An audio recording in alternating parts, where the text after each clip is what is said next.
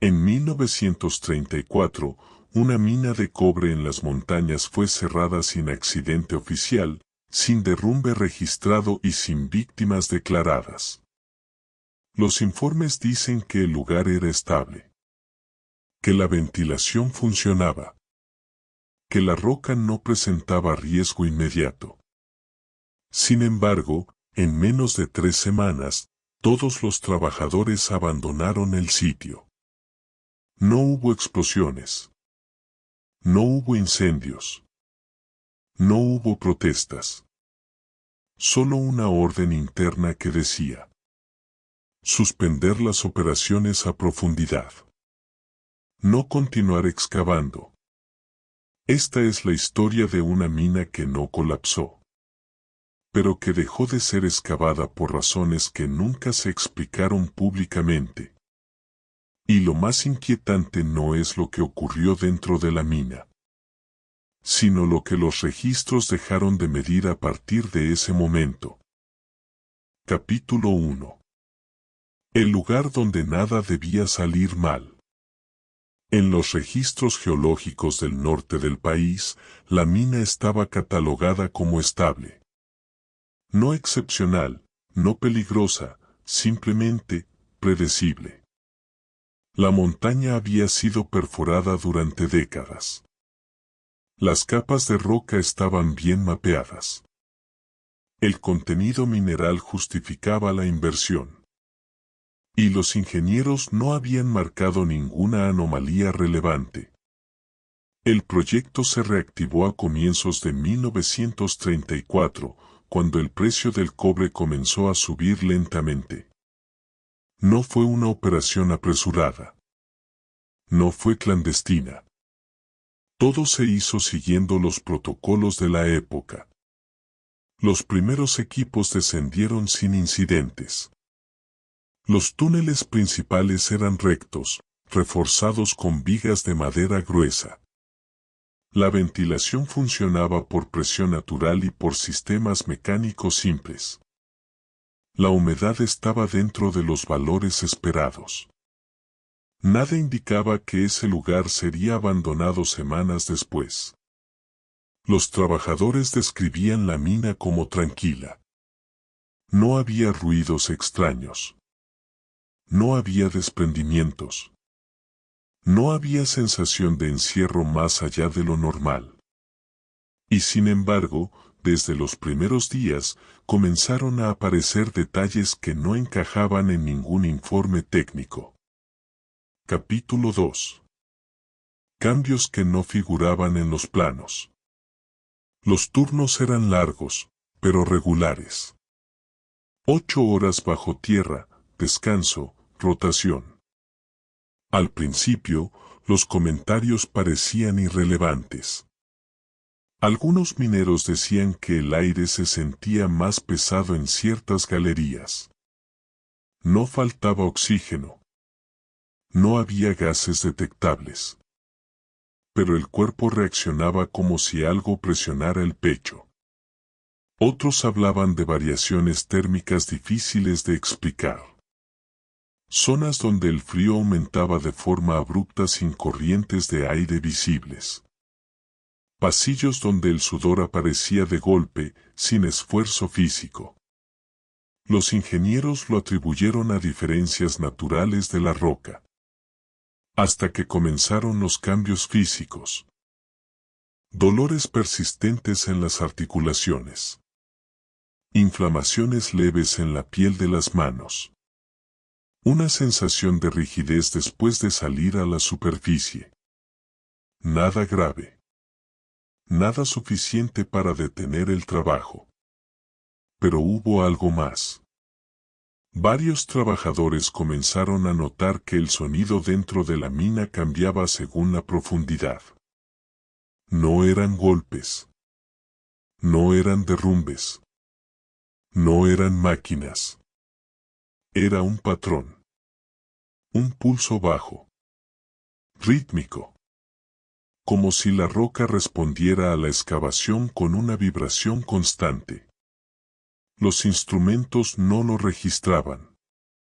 Los cuerpos, sí. Pa narrativa.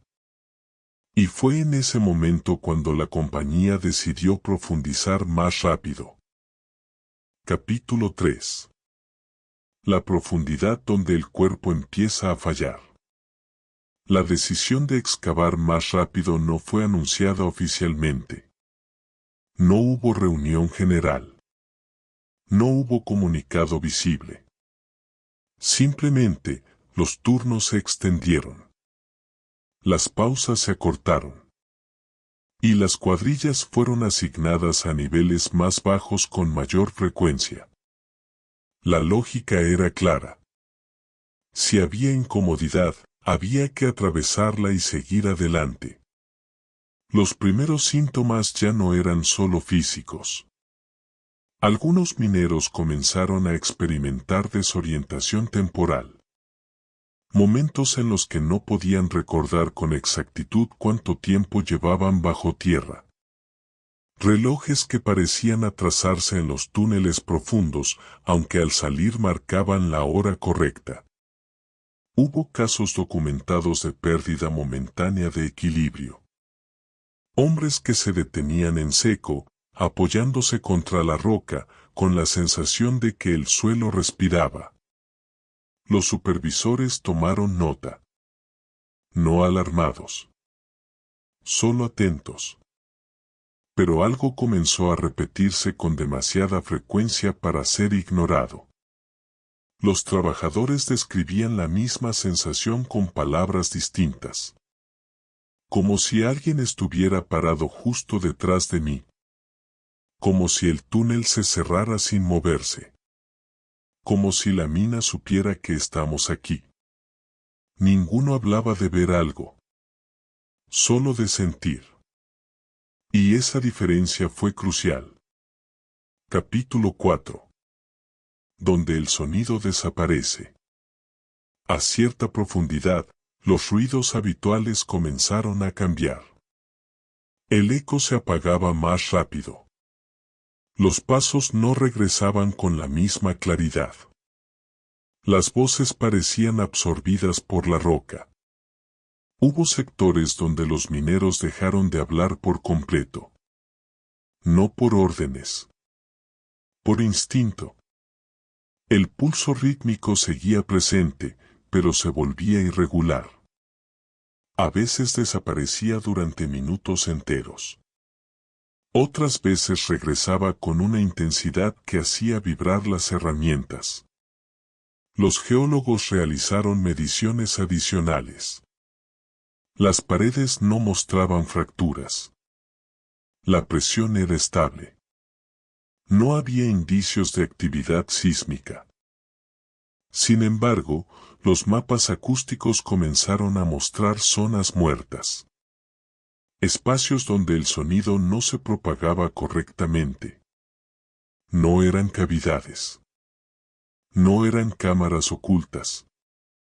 Simplemente, zonas donde el comportamiento del entorno no coincidía con la teoría. Fue allí donde ocurrió el primer incidente registrado, aunque nunca fue llamado accidente. Un minero se detuvo en mitad del túnel. Soltó la herramienta. Y se negó a avanzar. No gritó. No corrió. No pidió ayuda. Solo dijo una frase, repetida más tarde en varios testimonios. Aquí abajo no estamos solos, y no le importa que lo sepamos. El turno fue suspendido esa noche. Capítulo 5.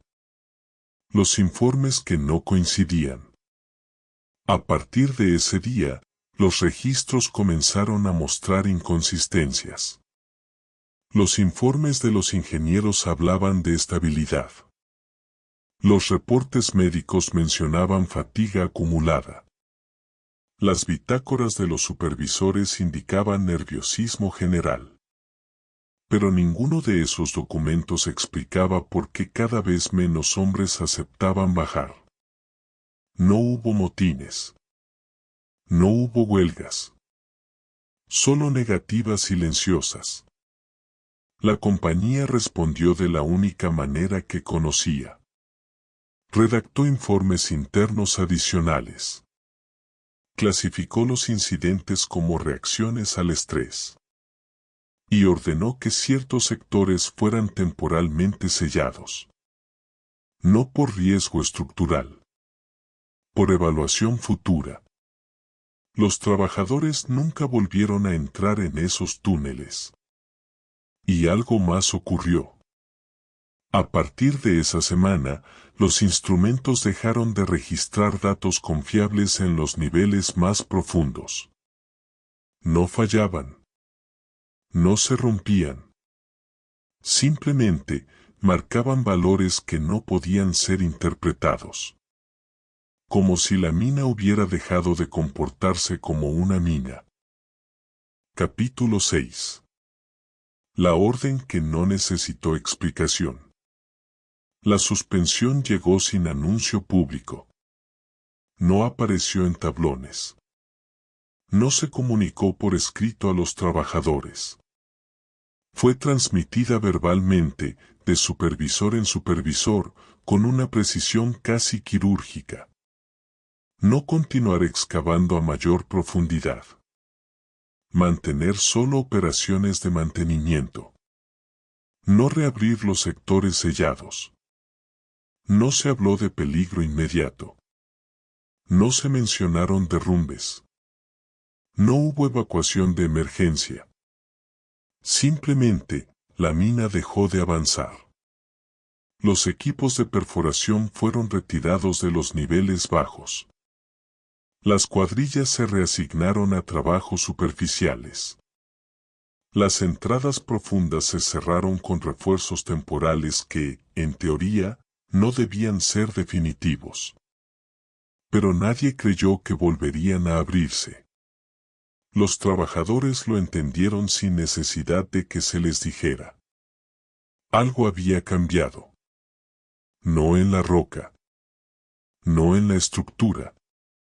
En la decisión. Capítulo 7. El cierre que no figuró como cierre. En los meses siguientes, la actividad se redujo de forma progresiva. Los turnos se acortaron. Las revisiones se volvieron rutinarias. Las visitas de ingenieros externos cesaron. En los documentos oficiales, la mina no fue declarada cerrada. Fue catalogada como operación en pausa por reestructuración técnica. Una definición que podía extenderse indefinidamente. Los hombres comenzaron a marcharse por su cuenta. Algunos encontraron trabajo en otros proyectos. Otros regresaron a sus pueblos. Unos pocos se quedaron cerca, esperando una reapertura que nunca llegó. Nadie fue despedido formalmente. La empresa simplemente dejó de llamar. Y con el paso del tiempo, la mina quedó vacía. No abandonada. No destruida. Vacía. Capítulo 8. Lo que quedó registrado, y lo que no. Años después, al revisar los archivos, resulta evidente que algo fue eliminado del relato oficial. No hay referencias directas a los cambios sensoriales. No hay menciones al pulso rítmico. No hay transcripciones completas de los testimonios de los trabajadores. Sin embargo, hay silencios. Páginas donde deberían existir mediciones detalladas. Anexos mencionados que no aparecen. Firmas de ingenieros en documentos incompletos. El tipo de vacío que no se produce por error, sino por decisión. La mina no colapsó. No explotó. No fue escenario de una tragedia. Fue algo más inquietante. Fue un lugar donde la excavación dejó de tener sentido. Y eso, para una compañía minera, es una conclusión inaceptable de escribir. Capítulo 9. Testimonios que aparecieron demasiado tarde. Pasaron los años. La mina dejó de figurar en informes recientes. Fue reemplazada por otros proyectos, otros nombres, otras coordenadas. Pero algunos de los hombres que trabajaron allí no olvidaron. No hablaron de inmediato. No buscaron atención. No escribieron memorias. Fue solo décadas después, cuando investigadores independientes comenzaron a recopilar historias de antiguas operaciones mineras, que los testimonios reaparecieron. Y todos coincidían en algo inquietante. No en lo que vieron, sino en lo que dejaron de percibir. Uno de los extrabajadores explicó que, al bajar a ciertos niveles, el cuerpo entraba en un estado extraño. No miedo. No pánico. Una especie de alerta silenciosa. Otro relató que, al salir a la superficie, necesitaba varios minutos para readaptarse al ruido del mundo exterior. Como si el oído hubiera sido entrenado para otra clase de silencio. Varios mencionaron la misma sensación persistente durante semanas después de abandonar la mina. Como si algo siguiera marcando el ritmo, incluso cuando ya no estaba allí. Ninguno afirmó haber visto criaturas. Ninguno habló de formas humanoides. Ninguno mencionó sombras inteli. Eso es lo que hace que los relatos sean difíciles de descartar. No describen algo externo. Describen una reacción humana ante un entorno que no se comportaba como debería. Capítulo 10. El estado actual del lugar. Hoy, el sitio sigue existiendo. No como atracción turística. No como ruina abandonada. Sino como un punto discreto en mapas técnicos antiguos. Las entradas visibles están selladas. Las estructuras superficiales fueron desmontadas. La señalización fue retirada. No hay advertencias dramáticas. Solo vallados simples y tierra nivelada. Los estudios modernos que han intentado reevaluar la zona no encontraron anomalías geológicas relevantes. La roca es estable. La presión es normal. La composición mineral coincide con otras minas de la región. Sin embargo, ningún nuevo proyecto ha prosperado allí. No por prohibición oficial. No por riesgo comprobado. Simplemente, no avanza. Las solicitudes se estancan. Los permisos se retrasan. Los inversores se retiran sin explicar demasiado. Como si el lugar hubiera adquirido una reputación silenciosa. No peligrosa. Inconveniente, capítulo 11. La conclusión que nadie escribió. No existe un documento final que cierre esta historia. No hay informe concluyente. No hay declaración oficial que explique la suspensión definitiva.